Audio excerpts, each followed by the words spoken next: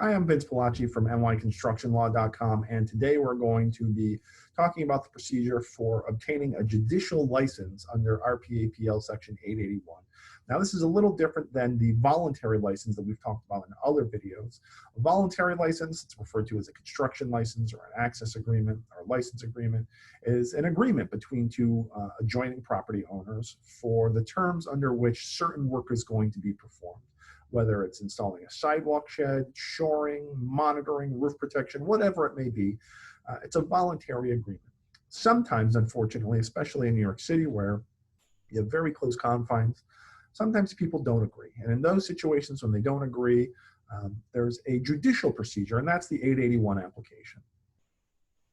So how do you make an 881 application? Well, the statute tells you exactly what it is, and that's the statute that you have there up on the screen. But it is a lawsuit, so you have to go into court. It is a special proceeding. A special proceeding is a little different than your normal plenary action. This is not a full-blown lawsuit, but there is going to be an application made to the court, and there can be a hearing. And typically there does need to be a hearing if the judge can't make a determination on the papers alone, identifying what the terms of that license are going to be. Now, the petition is usually filed by order to show cause, because usually if you need access, it's something you need to do quickly, but you certainly could theoretically do it by a notice of petition.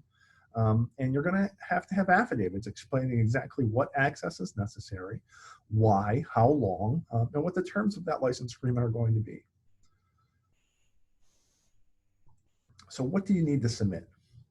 First, you have to show that you're performing repairs or you're making improvements to your property and they're necessary, and that access is going to be necessary in order to carry out those repairs or to make those improvements.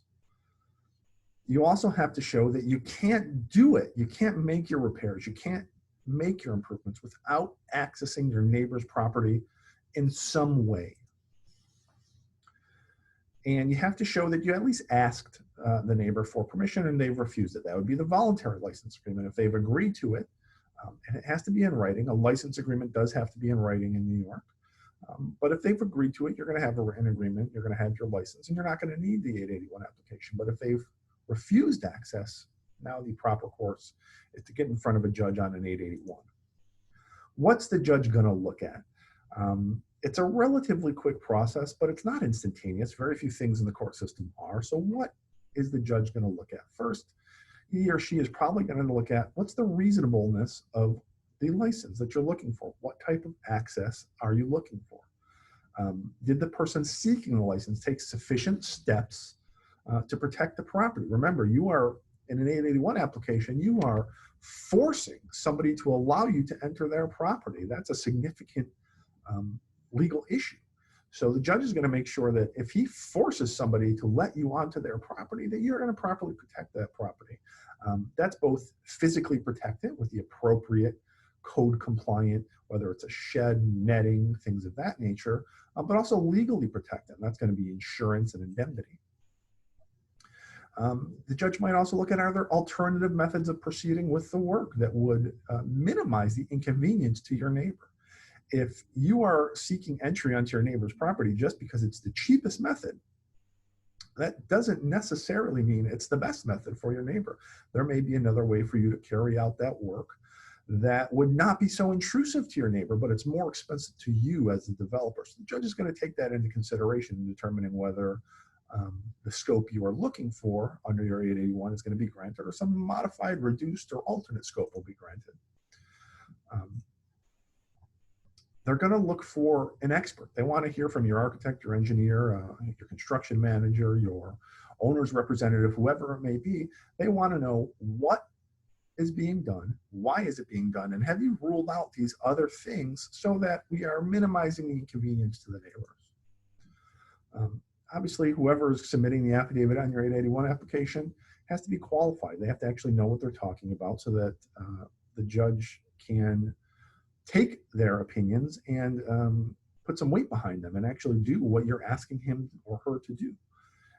And keep in mind, your expert may also have to testify at a hearing. If he has to testify at a hearing, you want this person to be qualified, because on cross-examination, it's going to be a big problem for you if your expert's not qualified.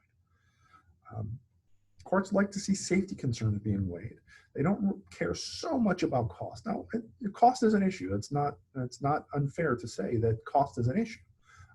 But they want to make sure that the application is being done in such a way so that both people and property are being properly protected during the course of this 881. No judge wants to force entry onto property only to have somebody's property destroyed or worse, to have somebody injured.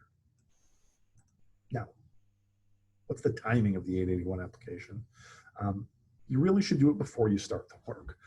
Sometimes, known or unknown, people will enter their neighbor's property without permission and they'll start the work. You're better off going in on an 881 in good faith before you've started the work, before you've entered without an access agreement, because that's trespassing.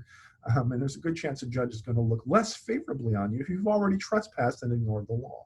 So go in early and plan ahead, because you don't know how long it's going to take. This is not necessarily an emergency. So the judge is not going to most likely make a decision in a day or 2 days or a week or 2 weeks. So you need to plan this out, have an idea of your construction schedule so that you can avoid delaying your project while your 881 works its way through the court system. How long is it going to take you to access the property? If you want to be there for years, you may have a little bit of trouble convincing a judge to give you that license. Shorter is better. So have your schedule in place so that when you go in front of the judge on your 881, you can tell them this is about how long we think we're going to need the access for. What is going to be in the agreement? Now, anything can be in there. There's no specific requirement for what must or must not be in the 881 license, but there's some things you really want to make sure are covered in the license. So it's going to be, you want to address when is the property going to be accessed and are there limitations on the time? The permit may say that you can work between, for example, 7 and 3 a.m., but the neighbor may want to limit that more, especially if it's a residential building. So you want to put in the license, especially on an 881, you want to explain to the judge, these are the hours we'd like to restrict it to, and if there are days you'd like to restrict it, you want to include that as well. You want a specific description of where on the property can they enter, especially if this is a multiple unit dwelling. Can they enter common areas? Can they enter individual tenant areas? Can they enter the basement? Can they enter the roof? These are all things to consider, and you want to be very careful and specific. You don't want to give a blanket license, unless that's what's intended, to enter the property without limitation. Now, it's something you have to make sure you check with your expert. Where do we need to access? How long do we need to access? And why do we need to access those particular areas? You want to address, how are we going to protect the property? Is it a bridge? Is it a barricade? Is there netting? What are the protections we're going to need? And a lot of that is going to be code-driven. It might be under site safety plan. It might be other regulations that govern how you're going to protect this property so that the neighbors and their property and their tenants and their visitors and bystanders, pedestrians on the street, are safe. One of the things you want to make sure, it's usually in every license agreement, is that if you, the developer, or you, the contractor, cause damage to the property, that you're going to fix it. Remember, these people didn't want you on their property in the first place, typically on an 881, or at least they certainly didn't want you on their property under the terms you proposed.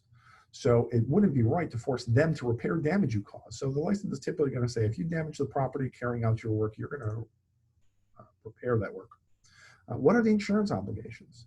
Very rarely, if ever, will there be a license in place that does not require insurance. The insurance is there to protect everyone. Again, you're forcing entry onto somebody else's property. So you want to make sure you have sufficient insurance to cover that work and to make sure everybody's protected. Now, for today, the last thing we're going to talk about is a very special consideration with 881 applications, and that's underpinning. Underpinning is permanent. It's also a large, maybe a leading cause of damage to adjacent structures, especially in places like New York City, where you have close confines and you could very well be undermining a foundation next to a property that's next to your construction site. When that happens, sometimes there's underpinning, and you're going to underpin the foundation as a means of the support of the excavation, but it can cause damage. And the underpinning is crossing the property line. So if you're crossing the property line, you need permission. It's a pretty gray area in New York as to whether you can get that underpinning on an 881 application. There's an excavation unit in New York City that used to investigate the underpinning, and they would come out and check for damages that might be caused during the excavation. And one of the things that people complain about is, they're on my property and they shouldn't be. I didn't give them any permission to be here. Now, if you think about it, if on any construction lot in New York City, you might have 3 neighbors, one on each side and in the back, which means there's the potential, if you are built right up next to your neighbors, that you have to underpin 3 properties. That means you might need 3 license agreements, even if you don't have to underpin, to access each of those 3 different properties. Now, there's a case, it's called Broadway versus Lum, that basically says that you can't use a license agreement or an 881 proceeding to underpin. Of course, you can enter into a voluntary license agreement because that's a voluntary agreement. If you want to allow somebody to underpin your property, you can do that. But there's a significant limitation on whether the judge can order you to allow somebody to underpin your building in an 881. And what the court looked at, and it's the Second Department case, and what they looked at in the underpinning scenario is, well, the underpinning is probably permanent. So while we have the power under 881 to allow temporary encroachments, we don't necessarily have the ability to allow a permanent trespass, which is what underpinning would be. And in Lum, they said, well, there's alternative methods of construction here that you could have utilized, so we're not going to allow the underpinning to take place. And they didn't allow that underpinning license. There's generally no case law in New York that expands on that conjunction, the and that was used by the Second Department. In other words, if the underpinning is permanent, but there are not other methods, would the court have granted a license for the underpinning? We don't know.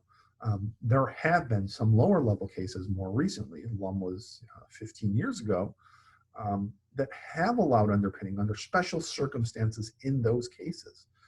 No appellate division cases have specifically addressed it and certainly haven't overcome or contradicted Lum.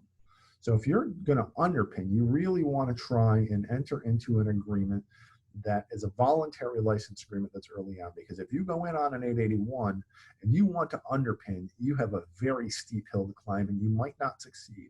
And if you don't, you're going to be stuck redesigning your project in such a way so that you don't have to underpin. So that's it for today. That's the general overview of an 881 application. Hopefully you can work it out with your neighbors, but if you can't, you have your recourse. You can go into court and you can ask a judge to help you out. Next time, we're going to talk about